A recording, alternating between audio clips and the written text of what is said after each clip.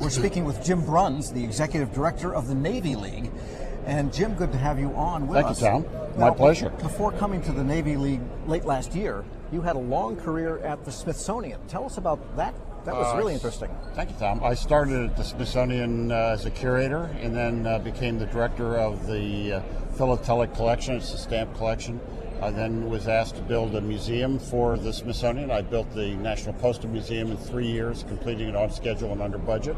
That's where they have the Dear Justice hot dog letter is in there. That's correct. Yes, correct. I've seen Good that research.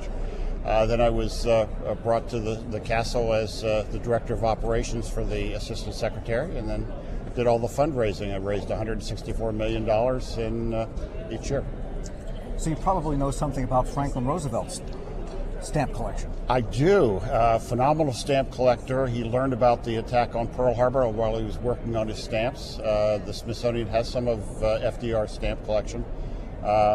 In its collection, over 13 million stamps are in the Smithsonian's collections, including some of FDR's. Oh, amazing. We also have all of his stamp designs. He was a stamp designer, designed a number of stamps, including the Virginia Dare stamp, which he chose the color baby blue. And after it was produced, he said, no more baby blue stamps because the American people hate baby blue. And that literally has been our own, really, baby blue stamp. The things you learn in this That's job, right. just amazing. That's right. All right, let's move on to your history with the Naval History and Heritage Command.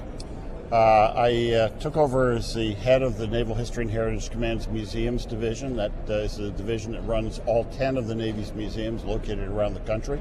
The museums are headquartered in Washington, D.C. at the Washington Navy Yard.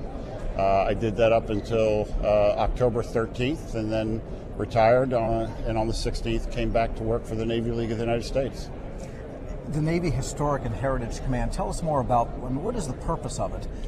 There's Navy is the oldest military service, the first one established by Congress, the Continental Congress, I believe, if I'm correct. What types of things, what's their mission? Besides just preservation of artifacts? The mission is actually to preserve the entire collection that represents the history and heritage of the United States Navy. It includes the Navy's library, which was created by President Adams in 1801. It also includes historic ships such as USS Constitution and USS Nautilus, which are both part of the Naval History and Heritage Command asset. It also includes the museums that are archives for the United States Navy, and a number of other research organizations, including the undersea research operation that we do for archaeological research. So it's a very, very broad command of the United States Navy. It's a very important command of the United States Navy, and anybody that wants to visit any of our 10 museums are open free of charge to the American people. Are there any ships in a bottle in there? There are a couple of ships in a bottle. There are some ships that were made by prisoners of war.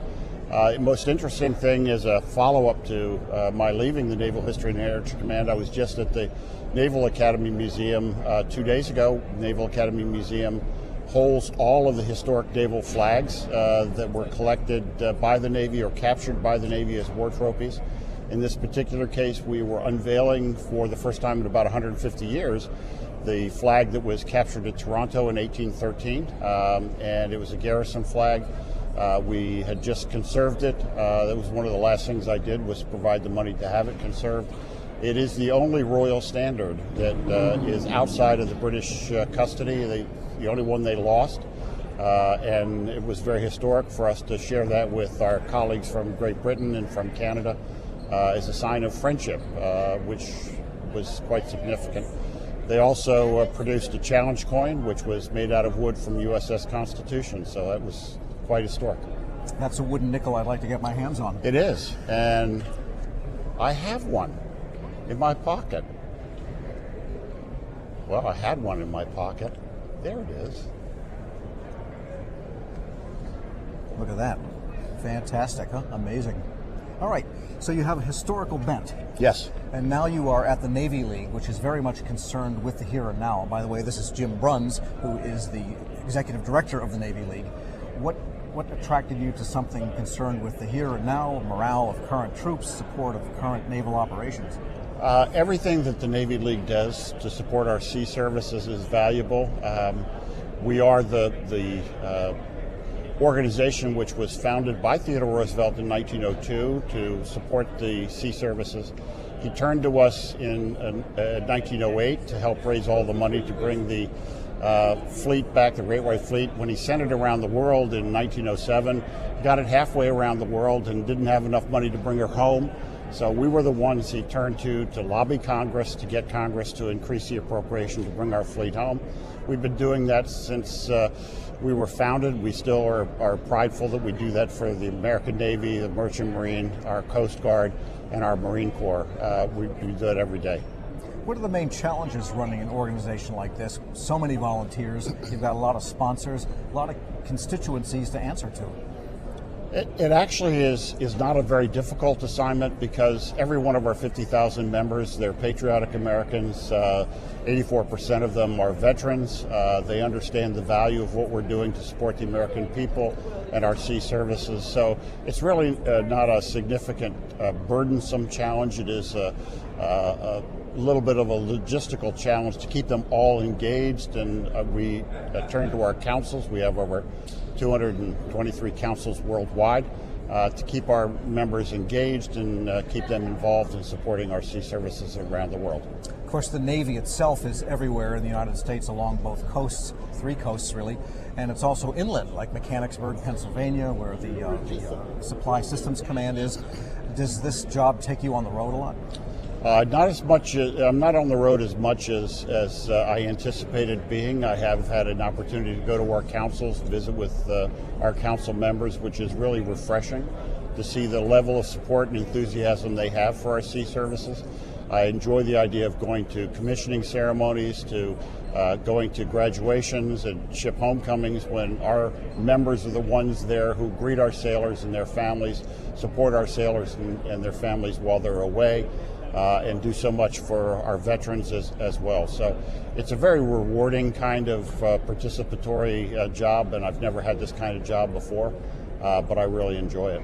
And with respect to a conference such as the size of this one, Sea Air Space, thousands of attendees, there are really hundreds of officers participating. How do you make sure that the content is current, that it serves the Navy's needs, and as you attract all these exhibitors and people? That's a very good question, Tom. What we do when we start planning for Sea Air Space is we sit down with representatives from each of our sea services and ask them what is the theme that they'd like us to focus on. This year's theme came from the Chief of Naval Operations, Learn, Compete, and Win. And then we sit down with all the other branch representatives and figure out what are the programs that support that theme from the standpoint of our Merchant Marine, from the standpoint of our Coast Guard and our Marine Corps. And then we build the program totally around that, selecting those people that their message is really going to be on cue with what the theme of the conference is. And I think we put together a great package this year. This is our biggest exhibit that we've ever done. It's over 100,000 square feet, over 39 foreign delegations. Last year, for example, we had 24. Over 300 corporate sponsors, which is quite phenomenal. And as you can see from those people that may be passing by on the periphery of the film footage here, the attendance is just astronomical. Jim Bruns is Executive Director of the Navy League. Thanks so much. Thank you, Tom. Pleasure.